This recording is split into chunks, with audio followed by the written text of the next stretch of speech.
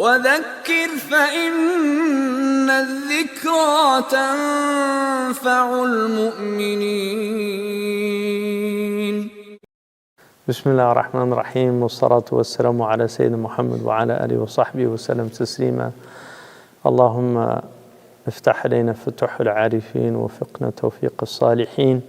اللهم لا علم لنا إلا ما علمتنا إنك أنت العليم الحكيم. اللهم علمنا ما ينفعنا وانفعنا بما علمتنا وزدنا علما وقل ربي زدني علما. الحمد لله. Assalamu alaikum wa rahmatullahi wa barakatuh. Ramadan Mubarak. For those of you who might be coming on for the first time, we're looking at the approach that one of the great scholars of Andalusia, Ibn Juzay al-Kalbi, had towards the Qur'an, looking at the 7 different meanings, and all of these meanings are found in the Fatiha, which is one of the reasons why the Fatiha is considered really a microcosm of the entire Qur'an.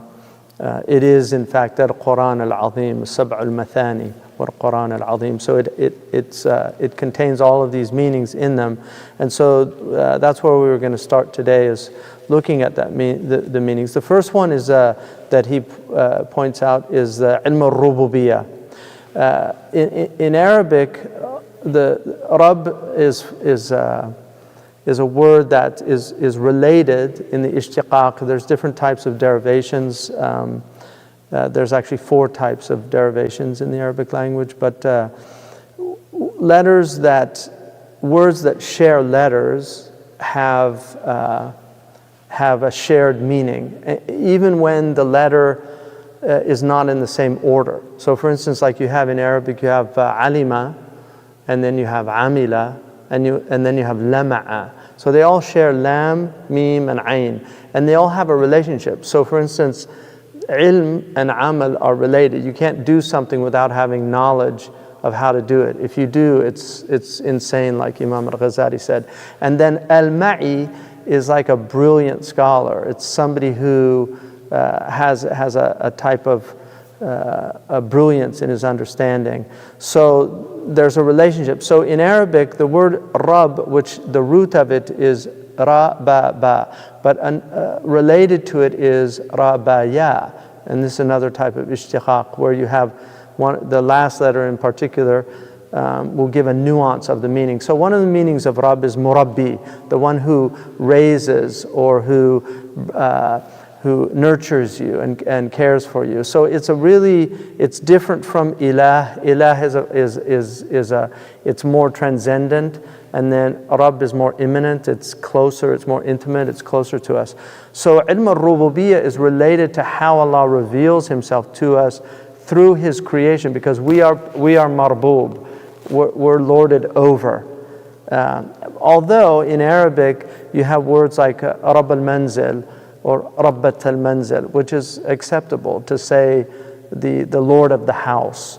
But the Rabb al-Arbab, the Lord of the Lords, is Allah subhanahu wa ta'ala. And so the ilm al-rububiyyah is knowledge of how Allah subhanahu wa ta'ala is manifesting himself in creation. Because the word in Arabic for the world, I mean there are a few different words, but the main word that's used is alam. Rabbul Alameen. So this is how Fatiha begins. Alhamdulillahi Rabbil Alameen.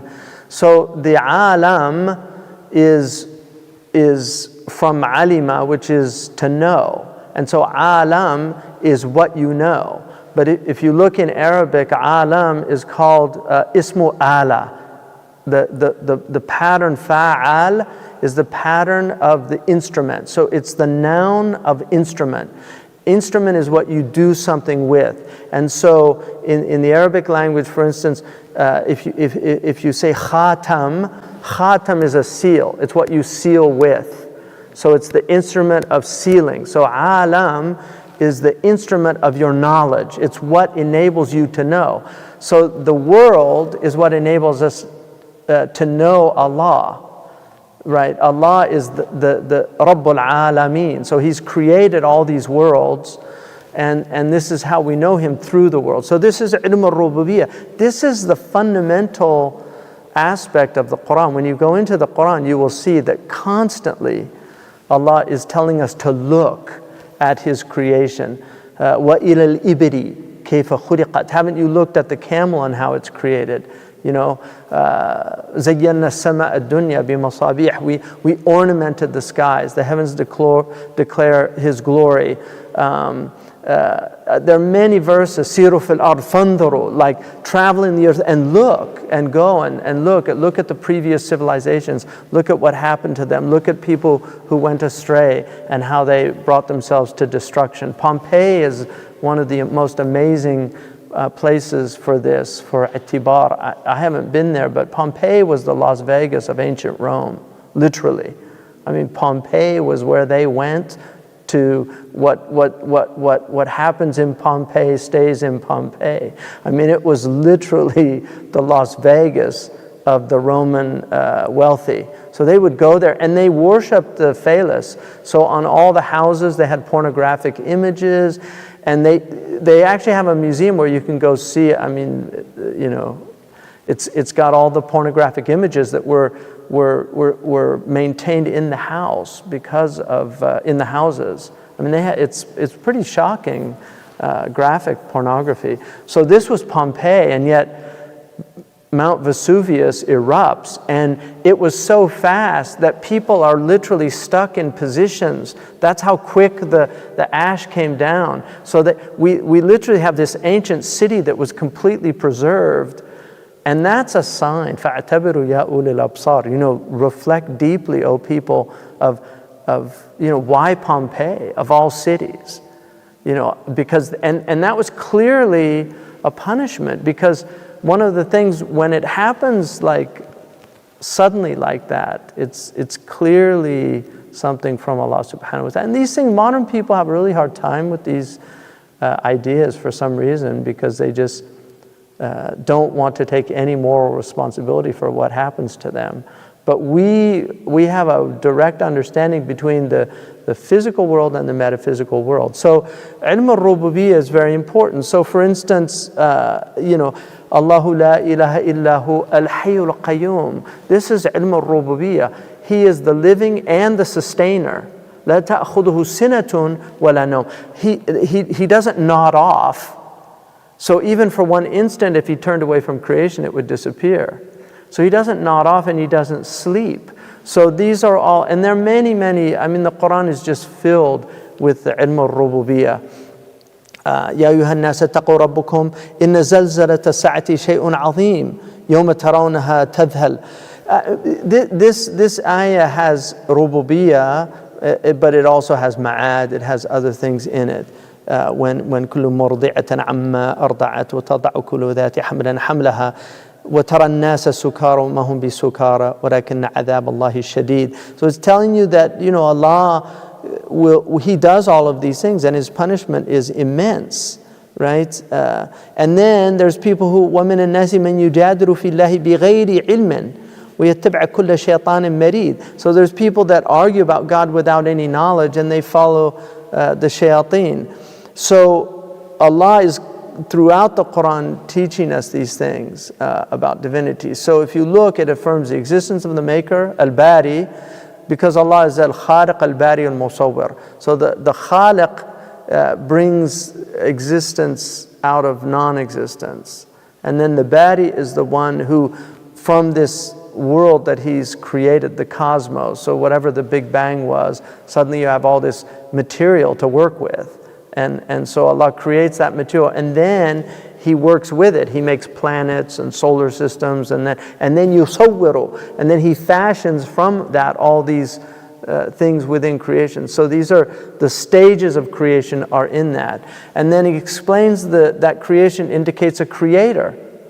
حاجة كل محدث لصانع, you know, وجوده له دليل قاطع. His existence has an apodictic proof. It has an absolute proof, a burhan for His existence, and that is that everything that is created needs a creator. You can't have something and this is why, again, there's people that have tried to refute this, but this is the fundamental fitrah of people, that it is impossible for people to believe that things just come out of nothing. And we now know through our material sciences the dominant opinion, I mean it could change, but the dominant opinion of cosmologists, which is the study of, the cosmology is the study of where this all came from, the dominant opinion is that it had a beginning, right? There was this energy that exploded, and then suddenly we have this universe that's expanding, which is what Allah subhanahu wa ta'ala says, وَإِنَّ لَهُ مُوسِعُونَ. We are expanding it, right? And then in the end, they call it the big crunch. And Allah calls it in the Qur'an, the طَيَّ السِّجِّل, like He rolls it up, like He rolls up a scroll. So we have the Big Bang and then the Big Crunch. And the Qur'an indicates both of those. And then also it affirms the unicity of God, which is the act of being one. Allah is simple. In theology, I use that term simple, which simply means that Allah is not compound. You know, there's no parts. So God doesn't have any parts. He's not, and that's what, you know, He's قُلْ هُوَ اللَّهُ أَحَدٌ. He is absolutely unique and one in His acts, attributes, in His essence, His attributes, and His acts. He's one in all three, right? And so He's not three in one. He's one with those three dimensions. And this is why Trinity is, you know, it's a really interesting thing in the world. That's why trigonometry is such a fascinating study, because it's hard to get out of triads. They're everywhere. And so you can see how Christian theologians fell into that mistake, which is what Allah warns them against in the Qur'an. لا تقولوا ثلاثة انتهوا. You know, don't say that. But we acknowledge this aspect of looking at God and seeing the three aspects that He expresses His oneness in, which is He's one in His essence, but then He has attributes, and then He has His acts, and then the acts are divided into created, uncreated. I mean, these are theology, you get into these things. And then refutes those who associate powers with Allah. So one of the things about polytheists is the problem with translating mushrikun as polytheists is that the mushrik, the materialist today is a mushrik. Anybody that gives power or attributes of God that are God's alone to other than God. So if you're a Darwinian evolutionary biologist and you think that somehow nature has a mechanism that it can do these things, and you don't acknowledge that that comes from God, that's shirk, because you're giving nature an attribute. In fact, nature is a modern day word for God. But whenever you hear people say, well, nature, you know, Mother Nature doesn't like, you know, promiscuity, right? Because that's why you get diseases and things like that. No, God doesn't like it, and that's, you know, the way He set His creation up. So, and then finally, it provides the attributes of Allah. So throughout the Qur'an, you have all of these amazing attributes of Allah. Now, when we get into prophecy, so it confirms the prophethood of the prophets in general. Now, the Qur'an clearly states that every peoples have had prophets, and so we don't know the Native American peoples here. At some point, they had prophets. There's no people that didn't have prophets. And this is one of the beauties of Islam, because it doesn't limit prophecy to the Semitic peoples. In the Christian understanding, they tend to see that it's limited to the Jewish peoples and then culminates in the coming of Christ. But for Muslims, we see prophecy was everywhere, and that's why there's echoes of prophecy in all traditions. Like you will see this even in the ancient Celtic traditions. If you read like the Book of Cormac, you know, you can see prophetic truths in that. If you read the Analects of Confucius, I mean, we don't even know, was Confucius a prophet, or I don't know. I mean, he's before Islam, but when you read the Analects, it's like reading hadith. It sounds like, if he wasn't a prophet, it's from the nibras an-nubuwah. It's from that lamp of prophecy. And the same is true in the Vedic scriptures, in Hinduism, and certainly in Buddhism. You see these prophetic truths, and that's why we acknowledge, we can't say for certain about things that the Qur'an hasn't mentioned, but it's a high probability, which is why, I mean, even I wrote a book called Buddha in the Qur'an, not a book, but an essay in a book called Buddha in the Qur'an, and I wrote that because when I was reading Asfarayini, he has a section on Buddhism, and when he finishes it, he says, if the accounts of the Buddhists are true about Buddha, then he's probably al-Khidr. And I thought that was so interesting that he would say that, and so then I did a whole study on Khidr, and there were so many parallels. There's traditions in our tradition that he was a prince who gave up his kingdom, and so it was very interesting. But whether he was a prophet or not, they call him al-Budd in Arabic, whether he was a prophet or not, I don't know, but he was certainly an enlightened being. And that ilm al-ladunni is what al-Khidr was described as having, that it wasn't prophecy, it was an enlightenment directly from God. So Allahu alam there, we have to say that. And then confirms the prophecy of the Prophet Muhammad in particular. So the Prophet ﷺ, he was mentioned. I mean, why were the Jews in Medina? Why were the Jews there in Medina? I mean, why would you go to Arabia? When you've got Palestine, it's the land of milk and honey. And yet they were in this really difficult place to live because they were expecting a prophet. And Salman al-Farisi, why was he searching? And you find this throughout the ancient world. People knew that these people come into the world, and they have very similar stories. I mean, if you read the story if you read in Herodotus the story of Kurush, Cyrus. Is that how they say it in Persian? Kurush. Yeah. I mean, Cyrus, to me, that story is a prophetic story. I don't think he was a prophet, but that story, the story of his life, is clearly the divine providence in his life is so manifest, it's beyond belief. And I personally think he's Dhul Qarnayn. I don't think it's Alexander the Great. I think Kurush is a much better candidate for Dhul Qarnayn. Allahu alam. And so there are mufassirun that have said that. And that was the opinion of the great Indian scholar Abu Kalam Azad, rahimahullah. He's a great man. So there are many confirmations. Isa alayhi salam says, that he's mubasharan bi rasulin ya'ti min ba'di ismuhu Ahmad. It's very interesting. He said Ahmad.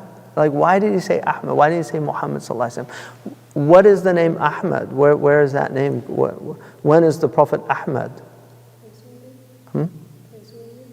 Yeah, but when is he Ahmad? On the Day of Judgment. That's his name on Yawm al-Qiyamah. What is his role on the Yawm al-Qiyamah? He's the Paraclete, because Parakletos in Arabic, in Greek, means the intercessor, the advocate. So he used the name of the advocate. He's the advocate on the Day of Judgment, and that's why we believe that he's mentioned in John, in the Gospel of John, as the Parakletos. The Christians see that as the Holy Spirit, but we see that as a clear reference to the Prophet ﷺ. And then also you find references in Isaiah and even in the Book of Solomon, in the Song of Songs, he's mentioned with his actual name, Muhammadim. So this is our belief, and the Prophet ﷺ certainly has all of the characteristics or qualities of an Old Testament prophet and more. I think the Christians are veiled because of how they perceive prophecy through Jesus, because it's so different from, whereas Moses, in the Old Testament it says, we will raise a prophet like unto thee at the end of time, and they say that's Christ, but Christ wasn't like Moses. the Prophet Muhammad ﷺ was like Moses. Christ is not a lawgiver. He doesn't bring a law. The Prophet ﷺ brought a law. He doesn't lead his people on an exodus. Many examples of, from the Pharaoh of this ummah, the Prophet called, Abu Jahl, the Pharaoh, so it's like the Quraysh were like a pharaonic entity. And then confirms the existence of angels, which is very important here, the angels that are everywhere. We're just the angels are doing all kinds of work, and the angel is the one that, calls your attention. When I was 17, I was driving, I was really late at night, and I was driving, and I fell asleep at the wheel, and I was just about to crash into a telephone pole, and I got yanked, like literally just yanked out of and I just missed the pole.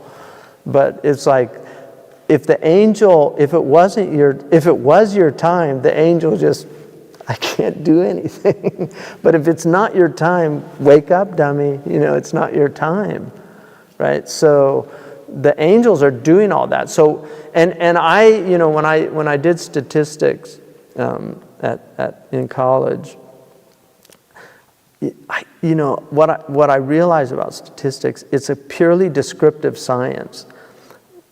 And I actually believe that if the world was somehow, there should be far more accidents than there actually are in the world.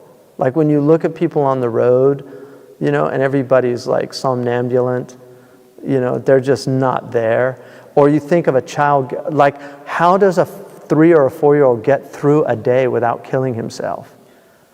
It has to be the angels, right? It's just amazing. So, and then resurrection al-ma'ad, which is really important. And just about the,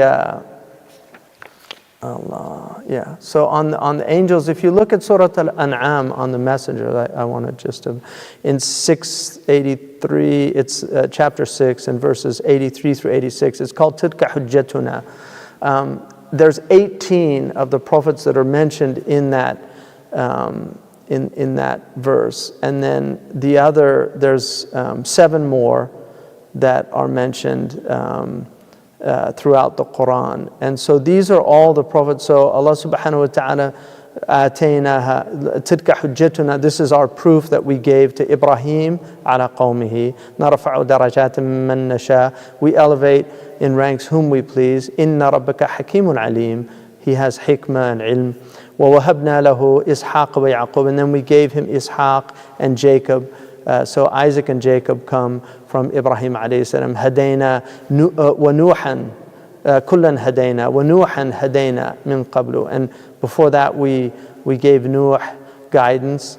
وَمِنْ ذُرِّيَّتِهِ دَاوُودَ وَسُلَيْمَانَ وَأَيُّوبَ وَيُوسَف وَمُوسَى وَهَارُونَ وَكَذَلِكَ نَجْزِي الْمُحْسِنِينَ. So these are all the prophets before that are mentioned in the Qur'an. وَزَكَرِيَّا وَيَحْيَا وَعِيسَى وَإِلْيَاسَ. Ilyas is Elijah in the Old Testament. كُلٌّ مِّنَ الصَّالِحِينَ وَإِسْمَاعِيلَ وَالْيَسَعَ. Al-Yasa is Elisha. He's called Elisha in the Old Testament. And then Yunus is Jonah, and Lut alayhi salam is Lot, Luta.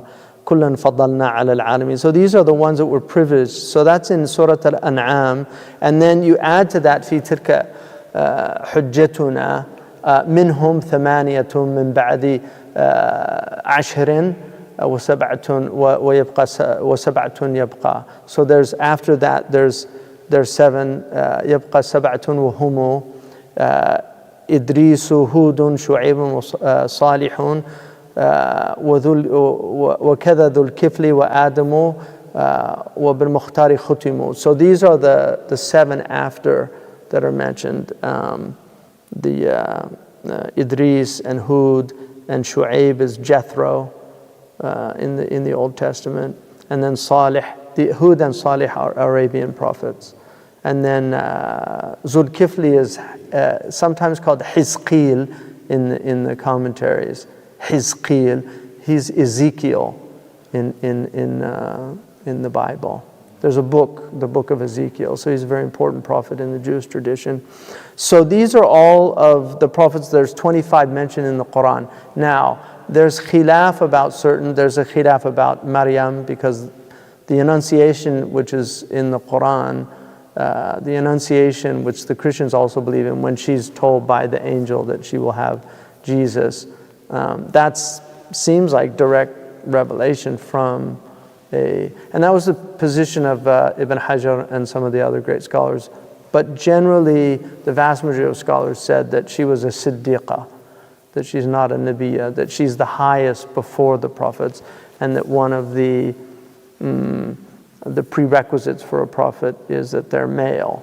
But there are some serious scholars that thought that there were female prophets, but not Rusul, so that women that had direct revelation from God, but did not, but they don't bring messages to them. So that, and then we get into the the Ma'ad is the confirmation of the resurrection, and then provides decisive arguments for the resurrection, refutes those who reject the resurrection, and describes what will be experienced in the afterlife. There's so many verses in there about the Ma'ad in the Qur'an. There's not one chapter in the Qur'an that doesn't have countless, I mean, you could count them, but I'm hyperbole, that doesn't have many, many references to the afterlife. So that's a very important point. So the next section is going to be on Ahkam, so that's a whole other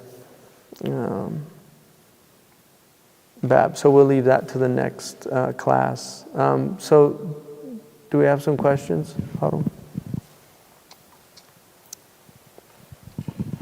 Okay, Bismillah, Barakallah Feekum. The first question we'll take says that many of our esteemed scholars went to prison for the belief in the Qur'an being uncreated. Can the Sheikh kindly elaborate on the importance of this belief in our creed and the implications of believing the Qur'an was/is created? Yeah, Bismillah. So this mas'ala, this issue it's from daqiq al-kalam. It's from the more very subtle aspects of theology. It's not something I think really people should get involved in. Ahmad ibn Hanbal was famous for standing up against the Mu'tazilite. The Mu'tazilite argued that the Qur'an was muhdath, that it was created. The Sunnis arrived at, there's two different opinions. One is the Athari opinion, which is Ahmad ibn Hanbal's, where you don't go into details. You just say, Al-Quran kalam Allah ghayru makhluq. It's kalam Allah and it's uncreated. The other one is the more subtle, which is the Ash'ari and the Maturidi position, which is that the uncreated Quran is madlul al-lafzi al-qa'imi bi dhatillah. It's what the indications of, but the Mus'haf itself, and the ulama say you can always say this in a teaching, just out of adab to the Quran, we don't say it, but the Mus'haf itself came into the world, the paper, the ink, right, and then the letters, and when we say, if I say Bismillah ar-Rahman ar-Rahim, Alhamdulillahi Rabbil Alameen, Ar-Rahman ar-Rahim, those are sounds. And we know that they have vibrations, and so that aspect of the Quran, and this is the distinction they say, is all of those elements are created. And like in Idatul Jannah, إنما كلامه قديم ما فيه تأخير ولا تقديم نعم ولا لحن أو إعراب وكلنا وبعض اضطراب إذ كله إلى الحدوث انتسم ككون علمه على مكتسبة. So he's saying that everything, the kalam of Allah is qadim. There's ma fihi ta'khir wa la taqdim. There's no first and last. It's not linear in that way. So this is really about the logos, and this issue came up because the Christians asked this. They said the kalima, that Isa is the kalima of Allah and the kalima is qadim and this and that. So we say Al-Quran karam Allah ghair makhluq. I mean, that's our position, And it definitely doesn't mean, though, the mushaf that you have in your house, because that would then, I mean, some of the Christians argue that, well, the Qur'an is imbibliation. Like we believe in incarnation of the Logos, the Muslims believe in imbibliation of the Logos. You know, that God became book, and so we wouldn't see that as a valid view of it. So. Barakallahu feekum. Next question is, I heard Sheikh Hamza translating the Quranic word taqwa to God consciousness. Some imams in Italy still prefer the meaning of quote-unquote fear or being afraid or frightened. I would like to know the basis of this choice, why and how. Thank you. Well, yeah. First of all, when we do these, there aren't really translations, they're interpretations. And that's why A.J. Arbery, despite the fact that he was a Christian, as far as I know, he may have been a crypto-Muslim, and Allahu Alam. I mean, he seems to indicate that in his introduction. But A.J. Arbery, I think, was one of the few quote-unquote translators of the Qur'an that really got it right, because he said an interpretation of the Qur'an. Because you cannot translate the Qur'an. There's far too many nuanced meanings in Arabic. And then the thing about Arabic, in some ways it's the most precise of languages. In other ways, it's a very ambiguous, because it allows for multiple interpretations. Like many things, I mean, language is like that. Language is very hard to pin down. And this is, I mean, Derrida created a whole philosophy out of the impossibility of pinning down words, because words are self-referential. You know, you look up a word, like if you look up a word in the dictionary, you know, like pool, and so you look that up, it'll say a basin of water, you know, and then you look up basin, and it says something that holds water. Yeah. So, and this actually, when you study material logic, you'll really understand why Derrida is completely wrong, because concept precedes words. And so the concept is grasped. The word is just a way to articulate the concept that precedes the word. And this is why thought precedes language. It's hard for people to grasp that, but thought actually precedes language. So language is a vehicle. So I would, what do you think? We had this discussion yesterday. Oh, mashallah. Yeah, alhamdulillah. Yeah. So what did he want to know? About taqwa? Being So I would say taqwa is one of those words that is a comprehensive word in the Quran. Probably the closest word is pietas, the Latin word, which is used for, which we use in English, piety. And piety is dutiful obedience. You know, it's kind of, so in that way you're God conscious, you're aware of your duties, so you're fulfilling your duties, you're conscientious, and so that's how, you know, a God-conscious person is going to fulfill, because they're aware of God. I mean, the Prophet ﷺ said that ihsan was an ta'budullah ka'annaka tarahu, to worship Allah as if you see Him, and if you don't see Him, you know that He sees you. That's a God consciousness that is going to, I mean, I'll give you a really good example. Okay, most of us, not all of us, but most of us speed on the highway, right? Like, I don't. Sometimes. But most of us do. But if we see a policeman, suddenly we're like going the speed limit. You always see the red lights go on, right? Everybody's like cruising down the highway, and suddenly all these red lights go on, and then, you see the black and white. That's because he has police consciousness. So suddenly he's obeying, he becomes consciously aware of the police, and then he becomes dutiful. He fulfills his duty to drive at the speed limit. Well, that in essence is what God consciousness is, that you're always aware of God, and so you're always going to follow the rules, which is what taqwa is. Because حاصل التقوى, Ibn Ashur says, حاصل التقوى اجتناب وامتثال في ظاهر وباطن بذا تنال. Like it is an awareness of God that you fulfill your obligations and you avoid the prohibitions because you're consciously aware. So that's why I like that term. But it's certainly there are other terms that could be used for it. I mean, the root word is to prevent or ward off harm, and so in that way, there's kind of a fearful awareness, of harm, the possibility of harm. So they're all interpretations. Thank you for that. There are lots of questions about memorization. Let me try to take this one here.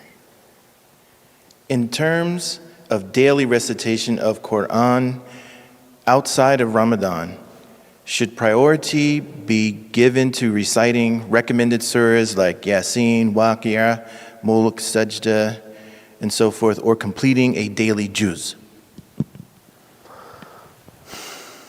That's a really good question. If you are somebody who is doing devotional practice and you have then I would say it's really good to do those Yasin in the morning and then Waqi'ah after Maghrib, Mulk, and Sajda is also encouraged before you sleep. And then on Friday, Kahf is a practice of the Prophet, and Hud, both Kahf and Hud. So those are pretty long chapters.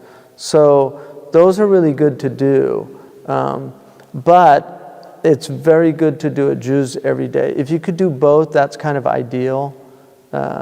If you had to choose one or the other, it depends, I think, on what you should still be reading the Qur'an. If you don't do it every month, you should still be trying to read it a few times a year all the way through. So I would do something on top of those practices, even if it's like work out how much it would be, like a thuman or a ruba' or nusf al-hizb or something, to where you're going to do the Qur'an at least twice a year. I wouldn't neglect the Qur'an like that. And for those who don't know Arabic, it's good to read translations, but just recognize the limitations of translation. And then also you have to go to the Book of Allah. And we're going to get into this when we get into the section on the knowledges that you have to know in order to interpret the Qur'an. You have to know a lot of knowledges. I mean, just the huruf of Qur'an are very difficult. I mean, it takes quite. You look at like a letter like aw, alif, wow. I mean, it has all these possibilities in the Qur'an. It's a atf generally, harfu atf. It's a conjunction, but sometimes it means shak. It means doubt. Sometimes it means takhyir. It's like a choice.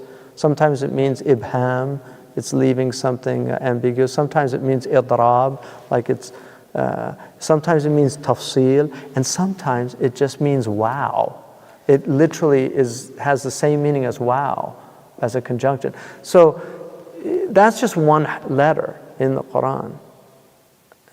So you have a lot of that. And one of the things about AI can't deal with prepositions. It's the big bugbear in AI, because prepositions are so complicated in all languages, because they have multiple possibilities. And we tend to forget these things. Like if you just take a word, like look in the Bantam dictionary under the word follow. Just look under like Bantam's dictionary, follow, and look at all of the nuanced meanings of follow. Like I need to follow up on that. I'd follow him anywhere. He followed him in the directorship. I mean, it just has all these meanings, and we learn them just through education. We don't think about these things because language acquisition is such a mystery. So you have to be very humble going to the Qur'an. اللهم اغفر لنا وارحمنا وتب علينا. اللهم لا نحصي ثناء عليك أنت كما أثنيت على نفسك. اللهم صل على سيدنا محمد طب القلوب ودوائها وعافية الأبدان وشفائها ونور الأبصار وضيائها وقوت الأرواح وغذائها وعلى آله وصحبه وسلم تسليما. اللهم اجعل القرآن العظيم ربيع قلوبنا وجلاء همومنا وذهاب غمومنا. اللهم اجعل هذا الكتاب جاريا على ألسنتنا معمولا في أركاننا يا أرحم الراحمين. اللهم إن شاء الله اجعل آخر كلمتنا أشهد أن لا إله إلا الله وأشهد أن محمدا رسول الله صلى الله عليه وآله وسلم. وتقبل منا صيامنا وقيامنا مع تقصيرنا يا أرحم الراحمين. اللهم إنك عفو كريم تحب العفو فاعف عنا. اللهم إنك عفو كريم تحب العفو فاعف عنا. سبحان ربك رب العزة عما يصفون والسلام على المرسلين والحمد لله رب العالمين.